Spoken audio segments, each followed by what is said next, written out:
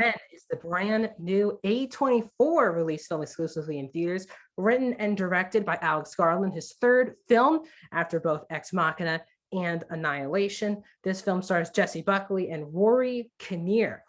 Tells us about a young woman who goes on a solo vacation to the English countryside following the death of her ex-husband. The film's an hour and 40 minutes and is rated R. Welcome back to a brand new movie review here in Max Talks Movies.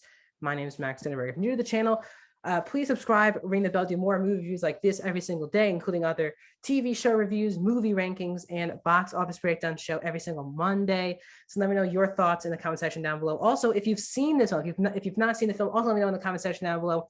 Are you going to check out Men in theaters, or are you going to wait for it until it hits PVOD? If you did see it in theaters, what was your theater experience? Did a lot of people walk out not liking it, liking it? Love to hear your theater experience watching this film. And also please like the video, guys, the thumbs up button. That's how you support this channel the best way you can. So let's talk about this film. So this is A24. If you're not familiar, A24 is one of the biggest indie, I guess, the biggest indie movie studio out there. They do a lot of different kinds of weird films. Two of their films last year were in my top 15 with both Zola and The Green Knight, two films that I love. And they always just make these films that maybe not a lot of people see in theaters or really at all in general, but they're films that do catch on, as even this year with Everything Everywhere All at Once, which has now become the highest grossing A24 film of all time. And this is their new film, Men. Now, I've seen both Ex Machina and Annihilation. Really solid films for me. Ex Machina, obviously very revolutionary for the time. Annihilation was way more divisive. But Alex Garland, anytime you've seen Alex Garland movie, now it's his third one, you keep thinking about it afterwards and you want to talk about it with anyone else who has seen it, because his movies do give that reaction. Does this film add to that? It absolutely does. Let's get my positives, my negatives, then my score. So I did see one in theaters, a pretty good crowd for this type of film. But there was no crazy reactions from the crowd or anything really at all. And I'll say this, though, this film is definitely not going to be for everyone. I mean, definitely not going to be for everyone. When I was watching this movie, I could feel how divisive I think fans or audience members will be when they see this film. It's a type of film with a metaphor. It's a type of film that kind of leads you into interpretation of multiple different storylines. And if you're not the type of audience member who doesn't want to think about the movie or understand or really have to look something up on how the movie ended, or you just want to be told what actually happens in the film, this film might not be for you, because really, maybe for the entire film, you really have no idea what is going on. And if you're the type of person who's very straightforward, wants a straightforward story, then this again might not be for you. But that's just that's all I'm going to say. But let's get to my positives. Well, yes, I could feel that a lot of people were not going to like this. This is the type of film that I really enjoy. This was a bit of a slow burn of an hour and 40 minutes that really delivers in the last 30 minutes of really the last hour of this film. Moves really well paced. I do think the first act does move a bit too slowly. We'll get to that in a bit, but there is a lot going on. And this is one of the most disturbing, both as a metaphor, both mentally and physically, movies that I've seen in a really long time in the theater. It's a different type of movie experience. When I was watching it, I was like, wow, I can't believe this is the same movie we're all watching together. It's a movie that most filmmakers, studios don't have the guts to make. And yes, a lot of this film does have to do with a lot of toxic masculinity. You'll get to that part of the movie. I don't want to spoil anything because it's been tough to explain this movie. I would love to talk about it in spoilers. If you're interested, let me know in the comment section down below. But let's go through my positives, guys, first. As I said, I was really enjoying this film, really from start to finish. It is a straight horror drama film and mixed in with some sci-fi. Some of the CGI and the disturbing elements of this film physically are done really well. One of Rory Kinnear's characters, which is I'm not going to get into it, but one of the people that Rory Kinnear plays, some of the CGI is not great with that character, but you still feel the effect of how off this person is. You'll understand what I mean if you've seen the movie. But there are some really disturbing images that I can see a lot of people just being turned off by in the film. A lot of body, I guess, horror that happens towards the last 20 minutes of the film that I knew a lot of people are just, again, are going to be turned off by. It's not that great to look at, and the film has a really good CGI. Also, the movie cinematography, it's gorgeous. Obviously it's clearly filmed on location in this English countryside, and the movie's absolutely gorgeous from start to finish. And I said, this is a straight, basically horror film, basically from the start, even though nothing really happens for the first 30 minutes of the film, something feels off right from the get-go, right from the opening scene of this movie. And that's what I loved. This movie was not messing around. It wasn't making you feel comfortable in this environment and then feeling uncomfortable. They really make you feel uncomfortable from the minute of the movie begins, which for an hour 40, again, that could be tough for a lot of people, but I liked putting myself in the minds of just feeling a bit off about this whole situation.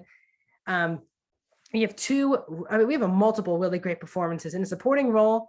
I don't know how to pronounce his name, so if I said it wrong, I'm sorry. Papa Essiedu, who plays Harper, Jessie Buckley's ex-husband in the film, he's really excellent. But it's really down to Jessie Buckley as Harper being the main character of the film.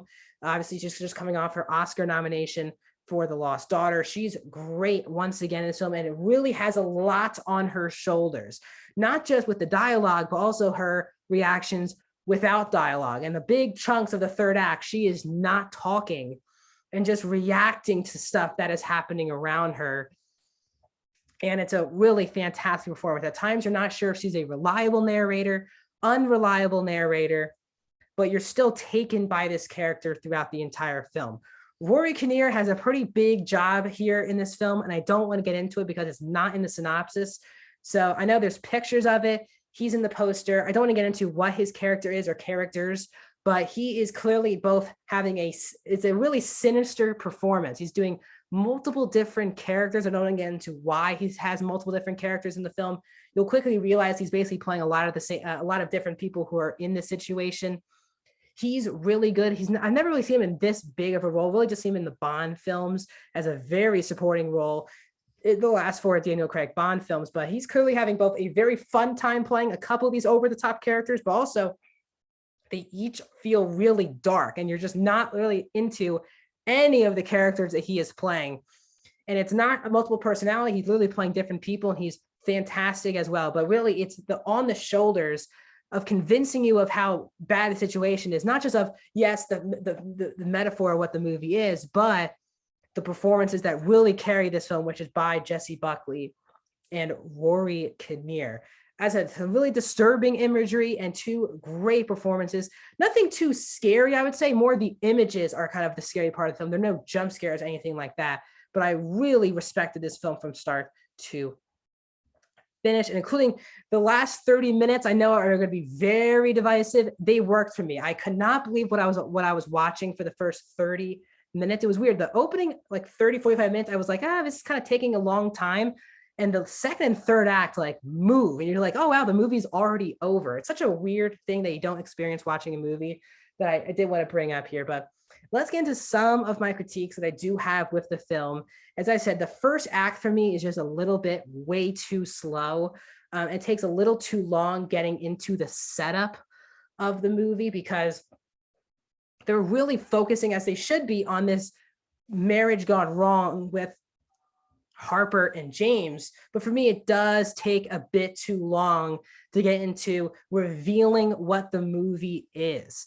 It takes like a good 30, really the first 30 minutes don't really feel as necessary as the back hour, which I do feel was a bit disjointed, just a bit. But there's one scene, and this is when the movie completely turns, is when Harper is talking to a priest, and the movie completely flips when this conversation happens, and the rest of the movie is like boom, and it just zooms by in a good way. But until then, it really takes a long time. Obviously, the one playing the shoes of Harper, who's also taking a long time to figure out what's going on. But I wish they did, because the last hour just moves, and I wish the first 30 minutes of this movie moved as well. I did want to see a little bit of some positive with this marriage relationship with Harper and James. It didn't really feel like it was really the whole movie. They're just at each other's throats when they're on screen together. And I just wanted to know why, first of all, they got married to each other and what really took the breaking point. It really shouldn't matter what took to the breaking point, because they're doing so much background in the first act. I think, one, they should have shown why they got married in the first place. And two, I mean, what was there a positive in their marriage, or was it just completely downhill as we see in this movie, but overall, and I do think a little bit that the FaceTimes that Harper has with the character Riley are just a bit unnecessary, and it's definitely the most cliche aspect of the film. But overall, guys, this is a experience that I really can't ever replicate in a movie theater. This is a different type of movie, one of the craziest films I've ever seen in a movie theater. And I know that a lot of people are not going to like this, but guys, this was for me. So I'm going to give Men a 4 out of 5 stars, 83%. This is easily, as of now, obviously probably won't be because I gave it a 4 out of 5, but it is in my top 5 of the year thus far. I had a great time with the film. It's haunting, it's disturbing, but has a metaphor that I think a lot of people sadly can relate to. So that's my thoughts on Men. Please like the video, subscribe, ring the bell. More videos are coming down soon, including my Chickendale review tomorrow. Box office breakdown show. How does Men do at the box office? We'll find out on Monday. And all kinds of reviews. Top Gun Maverick. So much stuff is coming out. So please subscribe and ring that bell to notify when these videos come out. And I'll see you guys soon.